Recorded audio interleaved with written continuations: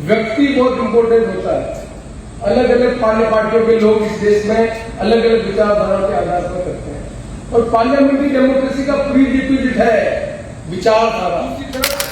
इस राजस्थान प्रदेश में जनसंघ की भी स्थापना हुई, रामराज परिषद की स्थापना की गई, स्वतंत्र पार्टी भी बनी, एक व्यक्ति उभरा, उसका नाम भैरव सिंह। क्या सही नहीं है कि जनसंघ की एक विचारधारा थी?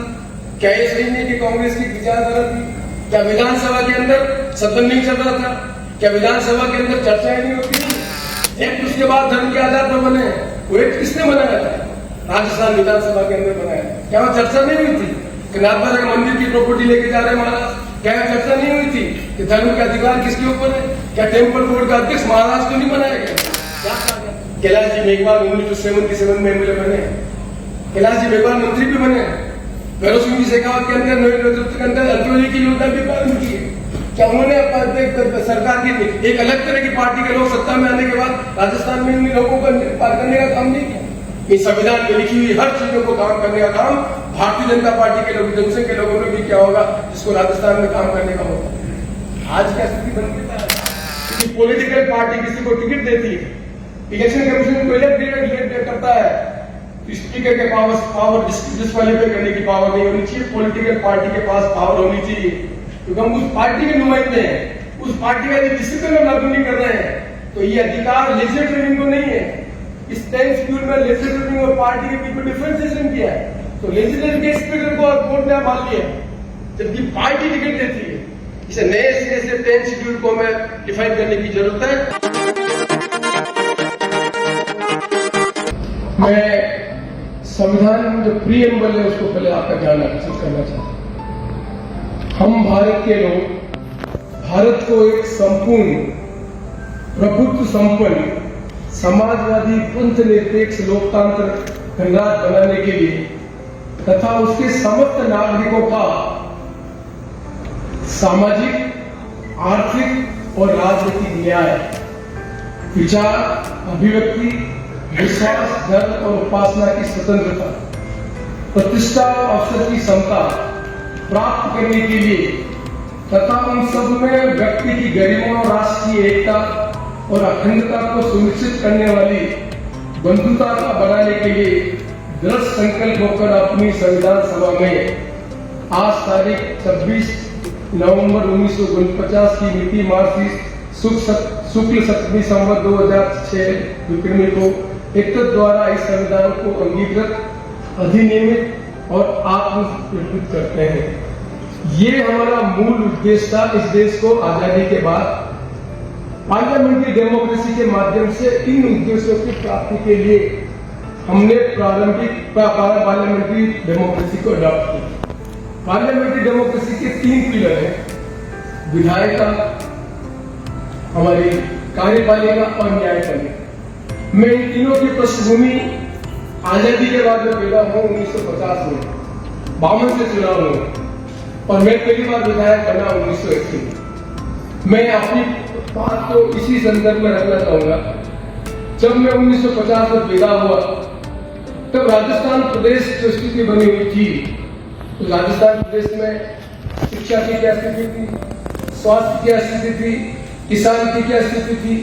हमने पार्लियामेंट्री डेमोक्रेसी में 1952 से लगाकर इन 2 उद्देश्यों की प्राप्ति के लिए मैं 1952 से लगाकर 2 चीजों में अपने परिचय पर बात करूंगा। एक, व्यक्ति बहुत इंपॉर्टेंट होता है। अलग अलग पार्टियों के लोग इस देश में अलग अलग विचारधारा के आधार पर करते हैं और पार्लियामेंट्री डेमोक्रेसी का प्री रिक्विजिट है विचारधारा। विचारधारा के आधार पर हम लोगों को नीतियों से प्रभावित करेंगे और इन उद्देश्यों के लिए देश के लिए निर्माण करने का काम करेंगे। तो मैंने एक विद्यार्थी के रूप में 1952 से मैं पैदा हुआ और 1952 के बाद मैंने पढ़ाई की। तब मैंने देखा कि 1952 से लगाकर इस देश में, राजस्थान में, मैं देश की पृष्ठभूमि में नहीं जाऊंगा क्योंकि संविधान में स्टेट के सब्जेक्ट आइडेंटिफाई है कि कौन से सब्जेक्ट पे स्टेट नीति बना सकता है और उसमें कॉन्करेंट लिस्ट के साथ, सेंटर के साथ बना सकता है। मैं अपनी बात को स्टेट के जो सब्जेक्ट है संविधान में उसमें कन्वर्ट करूंगा। 1952 से लगाकर 1980 तक मैंने एक विद्यार्थी के रूप में पढ़ाई की। मैं नाथद्वारा के गांव से प्रारंभ करना अपनी पढ़ाई प्रारंभ की। नाथद्वारा में कॉलेज एजुकेशन नहीं थी, गांव गांव में स्कूल नहीं थे, बहुत कम जगह सेकेंडरी स्कूल थी, 5वीं 8वीं की स्कूल नहीं थी। गांव-गांव में स्वास्थ्य की सुविधा नहीं थी, गांव-गांव में आने जाने की सड़क की व्यवस्था नहीं थी, पानी था, नहर नहीं थी। किसान के पास जमीन थी पर पानी नहीं पहुंचा था। और 1952 से लगाकर 1980 तक विधायक के रूप में मैंने देखा इस प्रदेश में टीकाराम जी, जयनारायण जी व्यास, हीरालाल जी शास्त्री कांग्रेस के नेतृत्व की लड़ाई करते थे। एक नेतृत्व उभरा था मोहनलाल सुखाड़े के नेतृत्व, 18 साल तक राजस्थान का नेतृत्व किया। दूसरी तरफ इस राजस्थान प्रदेश में जनसंघ की भी स्थापना हुई, रामराज परिषद की स्थापना भी हुई, स्वतंत्र पार्टी भी बनी। एक व्यक्ति उभरा, उसका नाम भैरव सिंह शेखावत। हमको 52 में और लगाकर अभी तक इन दो बातों को समझने की आवश्यकता है। क्या सही नहीं है कि जनसंघ की एक विचारधारा थी? क्या ये सही नहीं कि कांग्रेस की विचारधारा थी? क्या विधानसभा के अंदर सदन नहीं चल रहा था? क्या विधानसभा के अंदर चर्चाएं नहीं होती थी? जिन लैंड रिफॉर्म की हम चर्चा कर रहे हैं, और लैंड रिफॉर्म दुनिया में सबसे अच्छे हुए हैं हिंदुस्तान के अंदर, वो राजस्थान के अंदर। कितनी विधानसभा चली थी, कितने लोग डिबेट कर रहे थे, कितने लोग भाग रहे थे, कितने घंटों तक बहस हो रही थी। क्या ये सही नहीं कि विधानसभा में बहुत से जागीरदार के लोग, जागीरदारों की जमीन जा रही थी, जमीनों का अधिकार मिल रहा था, और हमने डिबेट करके, डिस्कशन करके और डिसेंट लेकर हमने राजस्थान में लैंड रिफॉर्म को बहुत बड़े तरीके से काम। क्या ये सही नहीं है कि नागौर में श्रीनाथ जी का मंदिर था? क्या ये मालूम नहीं कि श्रीनाथ जी के मंदिर के अंदर जो टेम्पल बोर्ड के अध्यक्ष कलकायत जी, उन कलकायत जी के समय में केस बना था, केस बनने के बाद सुप्रीम कोर्ट तक वो केस गया था। जो चंद्रचूड़ जी है, उनके फादर देश के सुप्रीम कोर्ट के लंबे समय तक देख रहे हैं। आज भी हिंदुस्तान के अंदर धर्म के आधार पर जो टेम्पल बोर्ड एक्ट बना हुआ है, उस एक्ट का दूसरा कोई सब्स्टिट्यूट नहीं है। एक्ट उसके बाद धर्म के आधार पर बने, वो एक्ट किसने बनाया था? राजस्थान विधानसभा के अंदर बनाया। क्या वहां चर्चा नहीं हुई थी कि नाथद्वारा के मंदिर की प्रॉपर्टी लेके जा रहे हैं महाराज? क्या चर्चा नहीं हुई थी कि धर्म का अधिकार किसके ऊपर है? क्या टेम्पल बोर्ड का अध्यक्ष महाराज को नहीं बनाया गया? क्या क्या गया था? उसमें व्यवस्था की गई थी कि धार्मिक मामलों के अंदर जो वरिष्ठ है वो फैसला करेगा, और मैनेजमेंट करने के लिए वहां पर सीओ बनेगा और कलेक्टर को अधिकार दिया गया। ये उदाहरण इस बात के हैं। इस विधानसभा में हमने चर्चा कर इन उद्देश्यों की प्राप्ति करने के लिए कि सामाजिक न्याय होगा, आर्थिक होगा, राजनीतिक न्याय होगा, इसकी उद्देश्य करने की प्राप्ति की। क्या मेवाड़ में लोगों को कल्पना नहीं थी? आदिवासी ने कभी खेती नहीं की? क्या लोगों को मालूम नहीं थी कि माई का पानी कैसे बह रहा था? क्या नहीं मालूम नहीं था कि माई में जब आजादी थी तो दासना में लोग जा नहीं सकते थे? हरदेव जोशी ने मन में कल्पना की थी। हरदेव जोशी की कल्पना से आज माई का पानी आज गांव में गरीब आदमी के पास पहुंच रहा है। हमने लोगों की जिंदगी बदलना चाहते हैं। एक उदाहरण प्रस्तुत किया आदमी लाइवलीहुड, सोर्स ऑफ लाइवलीहुड, जिस किसान के खेत पे पानी पहुंचा उस आदिवासी ने कल्पना नहीं की थी। आज उस आदिवासी के खेत में कुत्ते पे पैदाइश हो रही है और वो अपने जीवन का यापन करने का काम किया। क्या नीति बनाने का हिंदुस्तान का विधानसभा में हमने काम नहीं किया? चर्चा करके हमने सब काम किया। क्या नहर का पानी जो हमने पहुंचाया है, ये जय संबंध, राज संबंध, आगे के स्थान थे? क्या किसान के खेत पर नहर बनाकर पानी पहुंचाने का काम नहीं किया? क्या मोहनलाल सुखाड़े के मन में कल्पना नहीं थी कि हिमालय के पानी को हम राजस्थान में लाना है? क्या लैंड सीलिंग के अंदर हमें मालूम नहीं था कि मेवाड़ की लैंड सीलिंग की कितनी होर्डिंग है और वेस्टर्न राजस्थान की कितनी होर्डिंग है? क्या ये सही नहीं है कि आज वेस्टर्न राजस्थान के अंदर, राजस्थान के अंदर अलग अलग एरिया के अंदर लैंड रिफॉर्म था? आज सामान्य आदमी के टैक्स का पैसा का राजस्थान के नाम के अंदर पानी जाता है। उस किसान का जिसके खाने पीने में पानी जा रहा है, उसकी गेहूं का भी वही भाव, और जो रेट चलाकर बेल लगाकर काम करता था उसके रेट का भाव। क्या ये सही नहीं? आदमी की 5 house power, 25 house power, 50 house power का पानी डाल करके खेती की जा रही है, उसकी भी पर यूनिट की कॉस्ट हुई है, और राजस्थान मेवाड़ में रहने वाले आदमी की कॉस्ट भी हुई। क्या ये सही नहीं कि राजस्थान के अंदर सबसे ज्यादा डेंस फॉरेस्ट मेवाड़ के अंदर था? हमने कानून बनाया था कोयला बनाने के, जंगल काटने का काम। क्या हमने सोचा था कि जंगल की क्यों आवश्यकता? इस देश में हमने आजादी के बाद जो काम किया है उसको समझने की जरूरत है।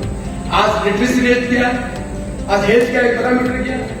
दुनिया का कोई भी यादृष्टि उठा लो, इस लोकतांत्रिक प्रणाली में हमने काम किया, पर विचारों की लड़ाई भी लड़ी हमने। उस विचारों की लड़ाई में, आज की लड़ाई में जो अंतर है उसको समझने की जरूरत है। कैलाश जी मेघवाल 1977 में एमएलए बने, कैलाश जी मेघवाल मंत्री भी बने, भैरव सिंह जी शेखावत के अंदर नेतृत्व के अंदर अंत्योदय की योजना भी पालन की है। क्या उन्होंने सरकार की एक अलग तरह की पार्टी के लोग सत्ता में आने के बाद राजस्थान में इन लोगों को पार करने का काम नहीं किया? इस संविधान में लिखी हुई हर चीजों को काम करने का काम भारतीय जनता पार्टी के लोग, जनसंघ के लोगों ने भी क्या होगा जिसको राजस्थान में काम करने का मौका। आज क्या स्थिति बन गई? ये समझने की आवश्यकता, जब तक हम नहीं समझेंगे हिंदुस्तान को, तब तक इस चीज को समझ में नहीं आएगा कि पार्लियामेंट्री डेमोक्रेसी में डेमोक्रेसी इवॉल्व हो रही है। उस समय अलग अलग विचारधारा के लोगों के मन में ये कल्पना थी कि संविधान की हमें कल्पना करनी है, इसलिए हमने पार्शली हमने सामाजिक न्याय को प्राप्त करने की प्राप्ति की, आर्थिक नीतियों को प्राप्त करने की प्राप्ति की। क्या पब्लिक प्राइवेट सेक्टर को बनाने की काम नहीं की? कि पब्लिक सेक्टर खड़े नहीं हो तो लोगों को रोजगार मिलता? क्या आरक्षण की हमने व्यवस्था नहीं की थी? आज हमें नई स्थिति से समझने की आवश्यकता है कि ये प्रीएम्बल के अंदर क्या प्रॉब्लम खड़ी होगी, क्यों खड़ी होगी। ये जब तक हम नहीं समझेंगे आजादी की लड़ाई को, तब तक हम इस संविधान की चुनौती को नहीं समझ सकेंगे। इस आजादी की लड़ाई में दो तरह की विचारधारा थी। एक विचारधारा जो 1925 में प्रारंभ हुई, एक विचारधारा से जो आजादी की लड़ाई में भाग लिया था। 1950 में जो लोग आजादी की लड़ाई की कल्पना करते थे, उन्होंने अपना पॉलिटिकल जनसंघ 1952 में बनाया। 1947 में श्यामा प्रसाद मुखर्जी पंडित जवाहरलाल नेहरू के नेतृत्व में मंत्री थे।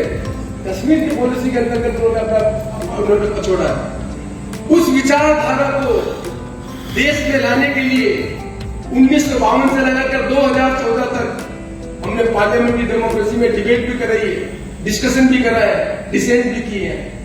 इसलिए तीनों जो पिलर थे पार्लियामेंट्री डेमोक्रेसी के, चाहे वो लेजिस्लेटर हो, चाहे वो जुडिशरी हो, चाहे कार्यपालिका हो, वो मजबूती से देश को आगे बढ़ाने का काम कर रही थी। अब इम्बेलेंस हो गए। राजस्थान विधानसभा सपनों साहब के 120 दिन चलती थी, कानून बन रहे थे। आज विधानसभा 20-21 दिन चलती है। हाईएस्ट विधानसभा चल रही 60 केरला के अंदर, 400 की विधानसभा यूपी की 14 दिन चलती है। और हमें हिसाब किताब देंगे, हम वोट क्यों लेते हैं? हम वोट लेते हैं जनता की एस्पिरेशन को बनाकर, पॉलिटिकल पार्टी विचारधारा के आधार पर जीतेगी। जिस पार्टी का बहुमत होगा उस पार्टी का चीफ मिनिस्टर बनेगा, नीति बनाने का काम करेगा। तभी तो हम लोकतंत्र को विश्वास करते हैं। तो आज स्थिति क्या बन गई? हम यदि पॉलिसी बनाना चाहते हैं तो उस पॉलिसी में क्या हमने सोचा आज की डेट में कि इस राजस्थान के अंदर शिक्षा का क्षेत्र क्या बन गया? आज शिक्षा के क्षेत्र में क्या स्थिति बन गई है? क्या मोहनलाल चौहान के मन में कल्पना नहीं थी कि यहाँ पर प्राइवेट कॉलेज नहीं खोले जाने चाहिए, गवर्नमेंट कॉलेज खोले जाने चाहिए? राजस्थान में गरीबी थी, लोगों की एज शक्ति बन गई थी। आज शिक्षा की स्थिति क्या बन गई? हमने डिग्री लेने का व्यवस्था कर दी, डिग्री की व्यवस्था नहीं थी। 1975 से 76 तक कॉलेज के अंदर लेक्चर का अपॉइंटमेंट होता था, डायरेक्ट अपॉइंटमेंट होता था, जिसका अपनी डिग्री मिलती थी एमए की। उसके रिजल्ट के आधार पर कॉलेज में लेक्चर का अपॉइंटमेंट होता था। इसी राजस्थान के अंदर साइंस पढ़ने के लिए बीएससी का 5 साल का कोर्स लागू किया गया। बीएससी के लोग मिलते नहीं थे। हमने यहाँ पर उदयपुर यूनिवर्सिटी के अंदर टीचर्स को बीएससी का 5 साल का कोर्स कराया। प्राइवेट बीएससी में सेकंड ईयर के टीचर पढ़ाने की व्यवस्था नहीं मिलती थी। हमने ये काम करने का काम किया। आज मैं भी जयपुर के अंदर एक कोचिंग कॉलेज चलता है, कितने लड़के पढ़ते हैं? 30,000 बच्चे कॉलेज के पढ़ते हैं। एक गरीब आदमी का बच्चा जब अपने माँ बाप से अपेक्षा करता है कि मेरा लड़का आईएएस बनेगा, आरएस बनेगा, टीचर बनेगा, तो कोचिंग के अंदर 1 लाख 1.5 लाख रुपए पर साल का जमा करता है, 1 साल जमा करता। कोचिंग जिसके 30,000 बच्चे हैं, 1.5 लाख रुपए वो इकट्ठा करता है और 1.5 लाख रुपए उसकी पढ़ाई भी खत्म होती है। क्या हमने विधानसभा में चर्चा की कि शिक्षा नीति के परिवर्तन करने की आवश्यकता है? क्या हमने कोरोना के अंदर लोगों के पास, जिनके माँ बाप के पास टेलीफोन नहीं था, मोबाइल नहीं था, उस बच्चे ने कैसे पढ़ाई की होगी? क्या एजुकेशन में डिफरेंशिएशन नहीं पैदा होगा?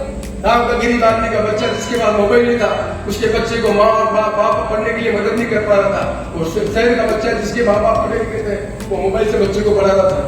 क्या 2 साल के स्कूल के अंदर डिफरेंशिएशन नहीं हो गया?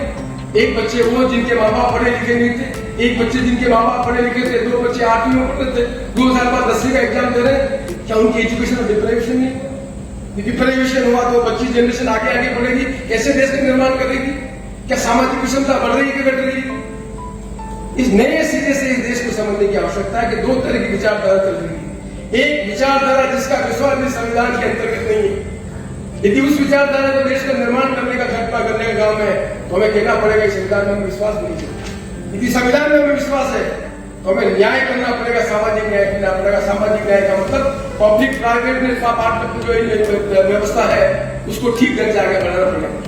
आज पब्लिक सेक्टर के अंदर जॉब खत्म हो रहा है तो आरक्षण के मतलब नहीं क्या रहा? जब जॉब भी अवेलेबल नहीं है तो आरक्षण देकर किस व्यवस्था करने का काम करेंगे? हमने भी आरक्षण की व्यवस्था करने का काम किया, SC ST को आगे बढ़ाने का काम किया, OBC को आगे बढ़ाने का काम किया। OBC में कौन से आदमी एडवांटेज उठा रहे हैं? जो है OBC ओबीसी का जो वनरेबल सेक्शन है, गरीब आदमी है, उस आदमी को ओबीसी का वनरेबल का फायदा नहीं मिल रहा। विद इन एसटी एसटी से डिप्राइवेशन है, उनको व्यवस्था मिलने का काम नहीं मिल रहा। क्या ये सही है कि मैं साउथ राजस्थान के बीच और उधर इलाके के मीडियों को एक साथ बैठकर हम शिक्षा के क्षेत्र में काम करने का काम करें? 1 करोड़ बिल जो माना प्रताप के साथ डाला था, आज माना प्रताप की जयंती, क्या मालूम है वो टीएसपी इलाके में नहीं है। चाहे माना प्रताप की कमजोर में हम बात करते हैं, वो बिल बच्चों को उनका एग्जामिनेशन कॉम्पिटिशन देना पड़ता है मीडिया समाज के लोगों को। 21,000 लोगों की भर्ती हुई, 127 बच्चे जो 1 करोड़ बच्चे हैं, जो डूंगरपुर के अलावा रहते हैं, जो कुंभलगढ़ में रहते हैं, महावली में रहते हैं, नाथद्वारा में रहते हैं, सिरोही में रहते हैं, बाड़मेर में रहते हैं। क्या कभी हम सोचा कि गवर्नर की पावर क्या है? क्या गवर्नर के 6 फीट में पावर नहीं है? अदर देन दिस, क्या किसी गवर्नर ने बैठ कर निर्णय किया कि 1 करोड़ बच्चों के लिए कल्चरल की जो वेरिएशन है वो तो सेम है? टीएसपी और नॉन टीएसपी के बीच में अंतर क्यों नहीं कर रहे हैं? ये चीजें यदि हमने पीएमएल के अंदर बात करेंगे तो हमें सामाजिक न्याय करना पड़ेगा, और सामाजिक न्याय करना पड़ेगा तो जाति गणना करना पड़ेगी, जाति गणना करना पड़ेगी तो हमें फैसला करना पड़ेगा समाज का जो पैसा है किसके ऊपर खर्च करें। क्या हम टैक्स देने के बाद राजस्थान के नाल के पास पानी के पास पर एकड़ की राजनीति की खेती हुई है, उसके भी गेहूं का पैसा हुई, जिसको बिजली बख्शिश हॉर्स पावर की बिजली उठा रहे हैं उसकी यूनिट भी हुई, और जिस गरीब आदमी की बिजली 5 हॉर्स पावर की बिजली है उसका भी पैसा हुई। ये नए सिरे से इस देश की संसदीय प्रणाली को मजबूत करना, हमें इन सब विषयों पर चर्चा करने की जरूरत है। मैं अधिक समय नहीं लेना चाहता। मैंने कैलाश मेघवाल ने, शांति चक्रो साहब ने, देवानंद साहब ने, हम विधायक भी रहे, मंत्री भी रहे, हमने अपनी कलम से बहुत से काम किए, मैंने भी बहुत से काम किए। पंचायत राज में आधार व्यवस्था करने का काम किया, मैंने कंप्यूटर एजुकेशन लागू किए। 1980 में कंप्यूटराइजेशन आ गई थी, साउथ के अंदर लोग आगे कंप्यूटराइजेशन में। 98 तक आईटी का सब्जेक्ट ही था राजस्थान में, तो 1980 का जो आईटी का है, पूरे साउथ इंडिया के लोग आज आईटी के अंदर बैठ के काम कर रहे हैं। क्या राजस्थान में क्वांटम जंप करने के लिए आर्टिफिशियल इंटेलिजेंस की स्कूल में एजुकेशन करने की आवश्यकता नहीं? यदि हम आज आर्टिफिशियल इंटेलिजेंस की एजुकेशन नहीं करेंगे तो राजस्थान का बच्चा फिर पिछड़ जाएगा। जो डिप्राइवेशन साउथ और नॉर्थ के अंदर आईटी का हो गया, वो फिर आईटी का बदल जाएगा। सामाजिक क्रांति, आर्थिक क्रांति, नई क्रांति हो रही है आईटी क्रांति के लिए। उस आईटी क्रांति में राजस्थान के बच्चों को हायर एजुकेशन में हम जगह नहीं देना चाहते। हम कल्पना नहीं करना चाहते कि आर्टिफिशियल इंटेलिजेंस का क्या इंपैक्ट पड़ेगा, सोसाइटी बदल जाएगी, गवर्नेंस का मॉडल बदल जाएगा, और हम बच्चों को एजुकेशन देनी चाहते हैं। क्या हमने एसटीसी का कोर्स बदला? क्या हमने बीएड का कोर्स बदला? क्या हमने जगह दी आगे जाके क्या एजुकेशन करें? ये सब चीजें पार्लियामेंट्री डेमोक्रेसी में नीति बनाने का काम करती है। अच्छा विचारधारा किसी भी विचारधारा को माने हैं, पर क्या अनएम्प्लॉयमेंट को दूर नहीं करना पड़ेगा? क्या हमें शिक्षा के क्षेत्र में बच्चों की व्यवस्था करनी पड़ेगी? क्या जॉब अपॉर्चुनिटी के लिए हम कितने एंटरप्रेन्योर्स बिजनेस का खड़ा करने का काम कर रहे हैं? इन सब मुद्दों को हम ठीक ढंग से करेंगे तो संविधान के अंदर जो हमने प्रीएम्बल किया है, जिसके लिए हमने आजादी में कल्पना की थी, हम ऐसा गणराज्य बनाना चाहते हैं जिस गणराज्य में न्याय होगा, स्वतंत्रता होगी और व्यक्ति की गरिमा होगी, अपॉर्चुनिटी का अवसर मिलेंगे। ये पार्लियामेंट्री डेमोक्रेसी में किसी भी पार्टी की विचारधारा हो, इन विचारधाराओं पर बनाकर नीति लेकर जनता का वोट लेकर यदि देश में शासन चलेगा तो मैं नहीं समझता आज दुनिया में जिस तेज गति से हम आगे बढ़ रहे हैं, हमारी जीडीपी बढ़ रही है, दुनिया का ताकतवर देश बन रहा है, तीसरी हमारी इकोनॉमी बढ़ गई, सब बढ़ लेंगे हम। हेट्रोजीनियस रूप से नहीं बढ़ेंगे, कुछ लोगों की हैसियत बन जाए, लाखों लोगों की हैसियत नहीं बने।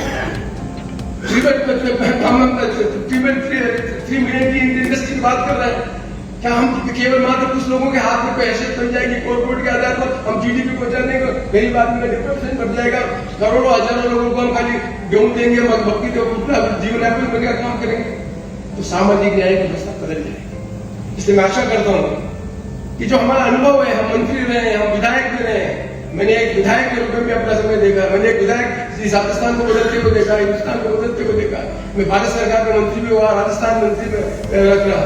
मैंने फैसला किया था कि राजस्थान में नेशनल हाईवे नहीं है, 10,000 किलोमीटर नई नेशनल हाईवे बनी, कैसे बनती है? क्या हमें मालूम है काउंसिल मिनिस्ट्री का पावर क्या है? क्या हमें मालूम है प्लानिंग कमीशन कैसे काम करता है? क्या हमें मालूम है वित्तीय कैसे स्वीकृति करती है? किस तरह से निर्णय करने का काम करना पड़ता है, साधारण आदमी को मालूम नहीं पड़ता। आज पीने की पानी की व्यवस्था की मैंने राजबाड़ा के अंदर, पीने का एमएलए बना था, पीने का पानी था गाँव गाँव में। मैंने बागरी की योजना बनाई, 200 आदमी को पीने का पानी मिलता, स्वच्छ मिनरल वाटर का पानी मिलता है। मैंने बीरला पानी पहुंचे की व्यवस्था की, 6,000 करोड़ रुपए खर्च हुए गाँव गाँव में बीरला का पानी पहुंचाने का काम किया, चंबल का पानी लिफ्ट कराने का काम किया। और मुझे संतोष हो सकता है, और मेरे मेरे इलाके के लोगों को समझना पड़ेगा कि पर कैपिटा लोगों की हैसियत क्या है। यदि डिफरेंशिएशन होगा, विषमता बढ़ेगी, तो लोगों के साथ व्यवस्था पे बढ़ जाएगा। आज हम पार्लियामेंट्री डेमोक्रेसी में असेंबली और पार्लियामेंट में डिस्कस करके नीति बनाकर निर्णय करना चाहते हैं, पर आंदोलन तो उसके बाद होते हैं। जेपी का आंदोलन कहाँ होता है, किसान का आंदोलन कहाँ हो रहा है, गो हत्या का आंदोलन कहाँ हुआ। यदि उनकी एक्सप्रेशन को अडॉप्ट करके हम नीति बनाए तो मैं नहीं समझता कि आंदोलन बाहर होंगे। इसलिए नए सिरे से देश में डेमोक्रेसी इवॉल्व हो रही है। वो डेमोक्रेसी इवॉल्व होने में मेवाड़ के जो लोगों ने भूमिका निभाई है, अध्यक्ष के रूप में जो डिबेट आपने बोले सोलंकी साहब, मैं आपको धन्यवाद देता हूँ। और मुझे बहुत खुशी है कि गवर्नर साहब जो स्पीकर भी रहे हैं, हमें बहुत प्रिविलेज है कि राजस्थान का वो गवर्नर जो स्पीकर भी रहा हुआ है। तो गवर्नर की भूमिका में मेवाड़ के इस इलाके में गरीब आदमी के जीवन में परिवर्तन करने के लिए उनकी कलम में जो अधिकार है, उस कलम में अधिकार का हमें लाभ मिलेगा।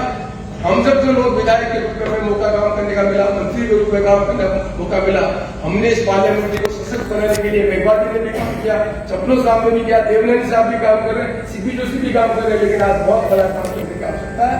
आशा करते हैं कि विधानसभा में जो ये लेजिस्लेटर है उनकी एस्पिरेशन के लिए देवनानी साहब क्या ऐसे ही पीयूसी जब हमने राजस्थान में बनाया उनकी डिबेट ही नहीं होगी, क्या ऐसी कमेटी की मीटिंग के अंदर रिपोर्ट आती है उसमें डिस्कशन नहीं करते। पब्लिक अकाउंट कॉमर्सी पब्लिक कमेटी कभी हमने बनाया कि कानून बनाने उनके नियम नहीं बने। हम सब सबऑर्डिनेट लेजिस्लेटर का अपने इसकी गवर्नेंस कर रहे हैं, हम कानून के बाद सबऑर्डिनेट लेजिस्लेटर में क्या परिवर्तन करना है हमने कभी सोचा ही नहीं है।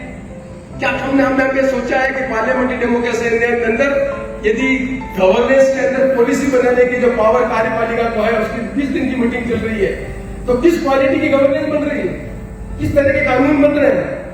यदि इन चीजों के संबंध में मैं जानता हूं कि स्पीकर की लिमिटेशन है, गवर्नमेंट बिजनेस देती है, और with in this government system में हम चीजों को कुछ करेंगे तो हमें निश्चित तौर पर बहुत बड़ा क्वालिटी इंप्रूव करेंगे। आपकी बात समाप्त करने के लिए पहले आर्टिफिशियल इंटेलिजेंस आने के बाद असेंबली ग्रीवेंसेस प्लेटफॉर्म नहीं बन गया। आरटी आने के बाद लोगों को सूचना मिलने का अधिकार आएगा। आईटी आने के बाद ट्रांसपेरेंसी बढ़ेगी, अकाउंटेबिलिटी बढ़ेगी। तो विधानसभा की कार्यप्रणाली में देवनानी साहब जिनको हमने बनाए लगे रूल्स, उसमें आमूल चूल परिवर्तन करने की जरूरत है, उसमें कोई अमेंडमेंट करने की जरूरत नहीं है। ये तो कानून बनाने का अधिकार हमारा ही है कि क्या कृष्ण हमारे एक घंटा रखे या जो कानून बनते हैं उसको 5 आदमी बोले और विप आने के बाद तो बोले भी नहीं बोले उसको विप खोला करना पड़ेगा, तो क्वालिटी ऑफ लॉ कैसे बनेगी। इसी राजस्थान में डिबेट करके डिस्कस करके जमींदारों के सामने हमने लैंड रिफॉर्म के कानून बनाए। क्या इस तरह की काम करने की आवश्यकता है।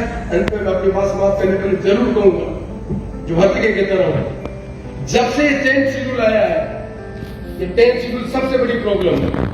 और मेरी निश्चित मान्यता है यदि पॉलिटिकल पार्टी किसी को टिकट देती है, इलेक्शन कमीशन को इलेक्ट करता है, तो स्पीकर के पावर डिस्क्वालीफाई करने की पावर नहीं होनी चाहिए। पॉलिटिकल पार्टी के पास पावर होनी चाहिए, तो हम उस पार्टी के नुमाइंदे हैं, उस पार्टी का यदि डिसिप्लिन हम लागू नहीं कर रहे हैं तो ये अधिकार लेजिस्लेटिव को नहीं है। इस 10th शेड्यूल में लेजिस्लेटिव और पार्टी के बीच में डिफरेंशिएशन किया है, तो लेजिस्लेटिव के स्पीकर को कोर्ट ने मान लिया, जबकि पार्टी टिकट देती है। इसे नए सिरे से 10th शेड्यूल को हमें डिफाइन करने की जरूरत है, जिससे पार्टी के वर्कर को, डेडिकेटेड वर्कर जो पार्टी की आइडियोलॉजी के प्रति कमिटेड है, यदि वो आइडियोलॉजी किसी भी पार्टी को उसको वायलेट करता है तो पार्टी के प्रेसिडेंट को अधिकार होना चाहिए इलेक्शन कमीशन से उसको डिस्क्वालीफाई करें। तब जाकर क्वालिटी ऑफ जो लेजिस्लेटर है उनमें जो बदलाव करने का और टेम्पटेशन से सरकार को देने का बदलेगा। मैं समझता हूँ ये मेरे कुछ अनुभव थे, इस अनुभव को मैंने आपके साथ शेयर किया। और आज महाराणा प्रताप की जयंती पर अमृत महोत्सव के अवसर पर छोड़ा नहीं आपने प्रयास किया। आने वाले में समझता हूँ कि ये जो टीगर एक कैटलिस्ट के रूप में आने वाले समय में इस देश में लोकतंत्र को मजबूत करने के लिए एक नया यार्डस्टिक बनाने का काम करेगा। उसके लिए आपको बहुत बहुत धन्यवाद। और मैं आशा करता हूँ कि गवर्नर साहब की उपस्थिति में हम सबको लाभ मिलेगा आपका अनुभव का, और ये आज समागम की आवश्यकता को प्राप्त करेगा। एक बार पुनः आपको बहुत बहुत धन्यवाद देता हूँ। धन्यवाद।